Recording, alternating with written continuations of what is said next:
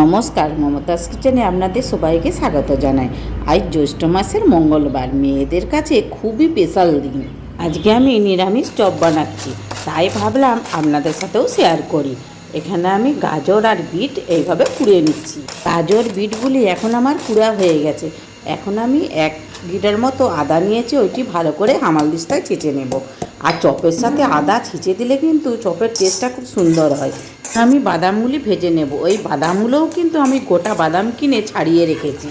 এখন আমি আদা অল্প তেল দিয়ে একে একে সব মশলা দিয়ে 2 মিনিট কষে নেব। মশলাটা কিন্তু খুব ভালো করেই কষতে হবে। এখানে আমি জল দিয়ে কষি না, শুধু তেলের মধ্যে কষলেই হবে। ওই মশলা কষা হয়ে গেছে, এখন বিট গাজর দিয়ে ভালো করে কষে নেব যেন সেদ্ধ হয়ে যায়। এইভাবে ঢাকা দিয়ে রেখে দেবো। এখন আমি একটি বাটিতে বেসন, লবণ আর খাবার সোডা দিয়ে ভালো করে মেখে নেব। মেখেও এটি ঢাকা দিয়ে রেখে দেব।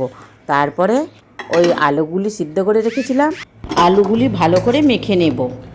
বাড়িতে অনেক সময় ছোট আলু রয়ে যায়, খাওয়া হয় না, তো এইভাবে সেদ্ধ করে যদি চপ বানিয়ে নেন। এখন আমার আলুগুলি ভালো করে মাখা হয়ে গেছে, আর বিট গাজরও খুব ভালো ভাজা হয়ে গেছে, সেদ্ধও হয়ে গেছে। আর ভাজা বাদামগুলিও দিয়ে দেব। আর জিরে লঙ্কা ভেজে গুঁড়িয়ে রেখেছিলাম, ওর মধ্যে 1 চামচ দিয়ে দেব। আর দেব অল্প গরম মশলা আর 1 চামচ কসুরি মেথি। কসুরি মেথি চপে দিলে চপের সেন্টটা খুব সুন্দর হয়। আর স্বাদ মতো লবণও দিয়েছি। এখন বেসনের মধ্যে 1 চামচ চাল গুঁড়ি আর 1 চামচ সরষের তেল দেব। চাল গুঁড়ি আর সরষের তেল দিলে চপটা খুবই মুচমুচে হবে। দেখুন এইভাবে আমি গুলে নিয়েছি, এর থেকে আর পাতলা করব না।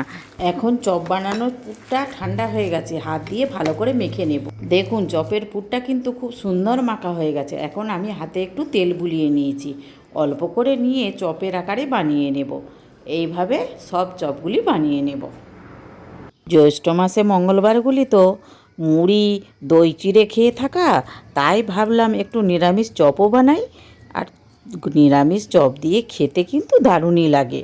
আমাদের বাড়ির সবাই খুব পছন্দ করে, আমি তার জন্য মাঝে মাঝেও বানাই।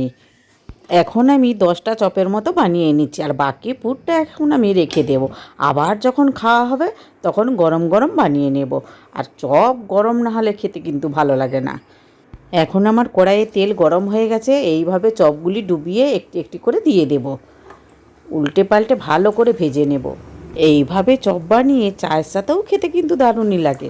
আর তারপরে বাড়িতে আত্মীয় স্বজন এলে এইভাবে চপ বানিয়েও দিলে তারা খুবই প্রশংসা করবে। চপগুলি এখন 1 পিঠ অনেকটা হয়ে গেছে। এখন কাঁটা চামচ দিয়ে আস্তে আস্তে উল্টে নেব। আপনারা একবার হলেও এইভাবে বাড়িতে চপ বানান, আর যদি বানান আমাকে কমেন্ট করে জানাতে ভুলবেন না কিন্তু কেমন হয়েছে চপগুলি।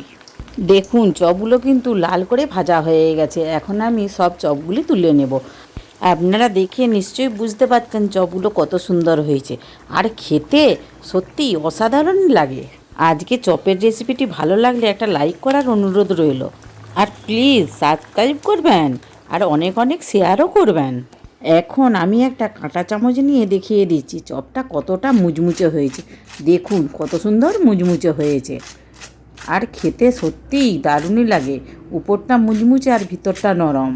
ভিডিওটি শেষ পর্যন্ত দেখার জন্য ধন্যবাদ। আবার দেখা হবে নতুন কিছু রেসিপির ভিডিও নিয়ে মমতাজ কিচেনে। ফেসবুক থেকে দেখলে ফলো করবেন। আপনারা ভালো থাকবেন, এইভাবে আমাকে সহযোগিতা করুন। ধন্যবাদ।